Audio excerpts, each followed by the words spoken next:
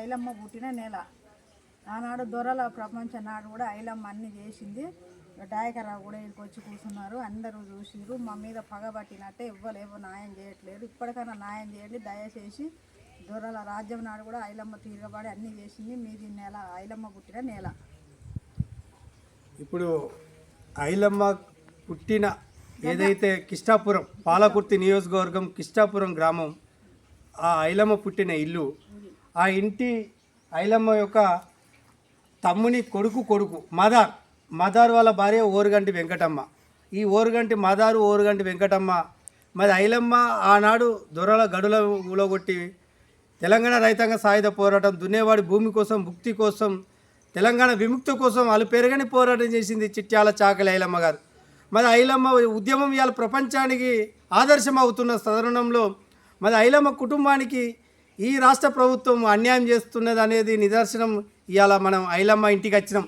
ఐలమ్మ ఇల్లు చూసుకుంటే మరి ఐలమ్మ ఇంటికే ఆనాటి మాజీ మంత్రివర్యులు ఎర్రబెల్లి దయాకర్రావు గారు, అంటే టీఆర్ఎస్ ప్రభుత్వం, టీఆర్ఎస్ అంటే తెలంగాణ రాష్ట్ర సమితి, ప్రత్యేక తెలంగాణ స్వరాష్ట్ర ఉద్యమం అప్పుడు మరి ఆ టీఆర్ఎస్ పార్టీ అధినేత గౌరవనీయులు పెద్దలు మన మాజీ ముఖ్యమంత్రి కల్వకుంట్ల చంద్రశేఖరరావు గారు ఎన్నో వేదికల మీద చెప్పిండు.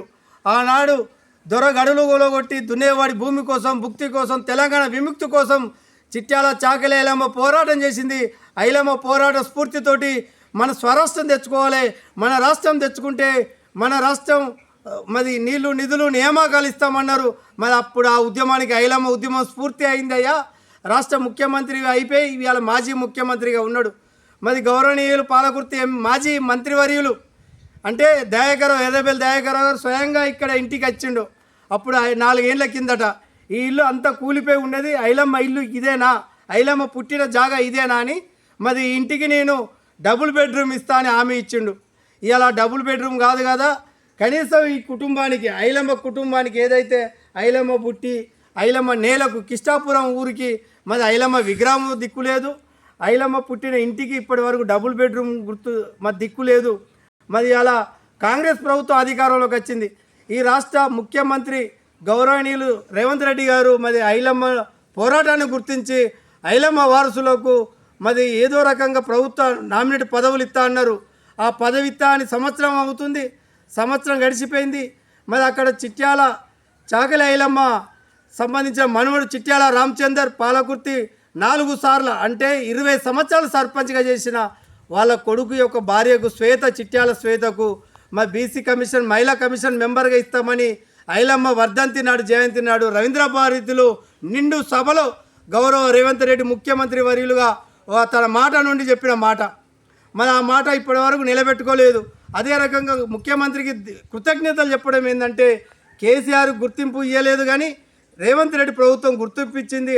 హైదరాబాద్ మరి అదే యూనివర్సిటీ, మహిళా యూనివర్సిటీకి చిట్యాల చాకలి ఐలమ్మ పేరు పెట్టినందుకు ఒక రజక బిడ్డగా, రాష్ట్ర అధ్యక్షులుగా, ఈ తెలంగాణలో బీసీలకు ఆత్మగౌరవ పోరాటం, రాజ్యాధికారం నినాద ఒక బిడ్డగా మరొకసారి కృతజ్ఞత తెలియజేస్తున్నా. ఈ యశస్విని రెడ్డి పాలకుర్తి ఎమ్మెల్యే గారికి మరొకసారి విజ్ఞప్తి ఏంటంటే మరి చిట్యాల ఐలమ్మకు పుట్టిన నేలకు, ఆ పుట్టిన కుటుంబానికి మరి ఈయనకు 65 సంవత్సరాలు, ఇప్పటి వరకు ఈయనకు వృద్ధాప్య పింఛన్ లేదు. మా ప్రభుత్వం నుంచి వచ్చిన డబుల్ బెడ్రూమ్ కానీ, ఇందిరమ్మ ఇల్లు కానీ, నిన్న ఇచ్చిన బతుకమ్మ చీరలు కూడా ఈ అమ్మకి ఇవ్వలేదంటే ఇవాళ ఈ తెలంగాణలో ఏం జరుగుతుంది? నేను ఒక్కటే సూటిగా అందరిని అడగంది అమ్మాయిని అన్నం పెట్టదు, కానీ నా మాట బండ మీద బట్టలు ఉతికేసినట్టే కాదు, సమాజంలో అన్యాయాన్ని కూడా ఉతికేసినట్టు, ఆరేసినట్టు మాట్లాడతా. ఎందుకు ఇస్తలేరు అంటే ఆనాడు గడులంగులో ఒకటి మొక్కజొన్న పండించి 10 లక్షల ఎకరాల భూమిని పంచిన చిట్యాల చాకలి ఐలమ్మ ఉద్యమ స్ఫూర్తి. ఆ ఐలమ్మ దొరల మీద పోరాటం చేసింది. మరి ఆ ఐలమ్మ దొరల మీద పోరాటం చేసింది కాబట్టి ఆ దొరలు ఇక్కడ రాజ్యం వెళ్తున్నారు కాబట్టి ఆ దొరలే ఈ కుటుంబానికి అన్యాయం చేస్తున్నారు, ఆ ప్రభుత్వమే ఈ కుటుంబానికి అన్యాయం చేస్తున్నదని ముక్కసుడిగా నేను డిమాండ్ చేస్తున్నా. మరి ఇప్పటికైనా స్థానిక ఎమ్మెల్యే గౌరవనీయులు యశస్విని రెడ్డి గారు మొన్న ఐలమ్మ వర్ధంతి రోజు ఒక నిండు సభలో ఒక మాట చెప్పింది, నేను చిట్యాల చాకలి ఐలమ్మ వారసురాలు అన్నది, ఐలమ్మ పోరాటమే నా పోరాటం అన్నది. ఆ మాట నిలబెట్టుకోవాలంటే మీరు ఇక్కడ ఐలమ్మ పుట్టిన ఇంటికి అదే డబుల్ బెడ్రూమ్ ఇవ్వాల్సిన అవసరం, అదే ఇందిరమ్మ ఇల్లు ఇవ్వాల్సిన అవసరం, బాధ్యత మీ మీద ఉన్నది. అదే మదారుకు మరి పింఛన్ ఇవ్వాల్సిన అవసరం ఉన్నది. మరి బతుకమ్మ చీర కూడా ఈ కుటుంబానికి ఇవ్వలేదంటే మరి బతుకమ్మ చీర కూడా ఇంటికి ఇచ్చిపోవాల్సిన స్వధర్మం మీద ఉన్నది. ఎందుకు మీ మీద ఉన్నదంటే ఐలమ్మ పోరాటం చెప్పుకుంటున్నారు ఓట్లప్పుడు, ఐలమ్మ ఉద్యమాలు చెప్పుకుంటున్నారు స్వరాష్ట్రం ఏర్పాటు కోసము, కానీ ఐలమ్మ కుటుంబానికి అన్యాయం చేస్తున్నారు.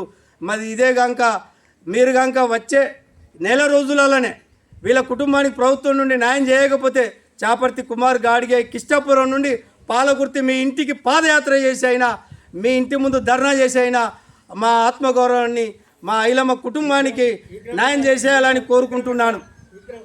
నేను చాపర్తి కుమార్ గాడిగే రజక రిజర్వేషన్ పోరాట సమితి రాష్ట్ర అధ్యక్షులుగా, బీసీ మహాత్మా జనాధికార సమితి ఫౌండర్ అధ్యక్షులుగా అందరికీ ఉద్యమ వందనాలు.